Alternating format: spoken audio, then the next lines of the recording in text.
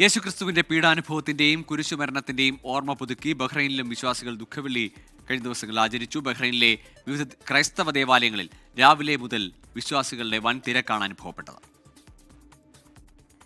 ക്രിസ്തുവിന്റെ പീഡാനുഭവത്തിന്റെയും കുരിശുമരണത്തിന്റെയും ഓർമ്മ പുതുക്കി ബഹ്റൈനിലും ക്രൈസ്തവ വിശ്വാസികൾ ദുഃഖവെള്ളി ആചരിച്ചു. ദുഃഖവെള്ളിയുടെ ഭാഗമായി ബഹ്റൈനിലെ വിവിധ ക്രൈസ്തവ ദേവാലയങ്ങളിൽ രാവിലെ മുതൽ പ്രത്യേക ശുശ്രൂഷകളും പ്രാർത്ഥനകളും നടന്നു. ബഹ്റൈൻ മലയാളി കത്തോലിക്ക കമ്മ്യൂണിറ്റിയുടെ നേതൃത്വത്തിൽ യേശുക്രിസ്തുവിന്റെ പീഡാനുഭവത്തിന്റെയും കുരിശുമരണത്തിന്റെയും ഓർമ്മ ആചരിച്ചുകൊണ്ടുള്ള ദുഃഖവെള്ളി ശുശ്രൂഷകൾ നടന്നു. രാവിലെ കുരിശിന്റെ വഴി പ്രദക്ഷിണത്തിന് ശേഷം നടന്ന ശുശ്രൂഷകൾക്ക് മനാമ തിരുഹൃദയ ദേവാലയം വികാരി ഫാദർ ഫ്രാൻസിസ് ജോസഫ് OFM മുഖ്യ കാർമ്മികത്വം വഹിച്ചു. Our lady of Arabia cathedral rector father Saji Thomas OFM father John Britto, father Lijo Abraham, father Sebastian Isaac എന്നിവരുടെ സഹകാർമ്മികത്വത്തിലാണ് പീഡാനുഭവ ചരിത്ര വായനകൾ, കുരിശാരാധന, വിശുദ്ധ കുർബാന സ്വീകരണം, കുരിശുരൂപം വണങ്ങൽ എന്നിവ ഒരുക്കിയത്. തുടർന്ന് കർത്താവിന്റെ ശരീരവും വഹിച്ചുകൊണ്ടുള്ള നഗരി കാണിക്കലിൽ വൈദികരും 7000-ലധികം വരുന്ന വിശ്വാസി സമൂഹവും പങ്കെടുത്തു. ഇന്നലെ പെസഹ വ്യാഴാഴ്ചയുടെ ഭാഗമായും ക്രൈസ്തവ ദേവാലയങ്ങളിൽ പ്രത്യേക പ്രാർത്ഥനകളും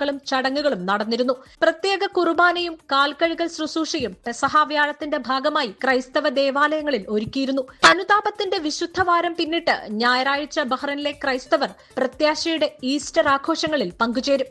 24 ബഹ്റൈൻ.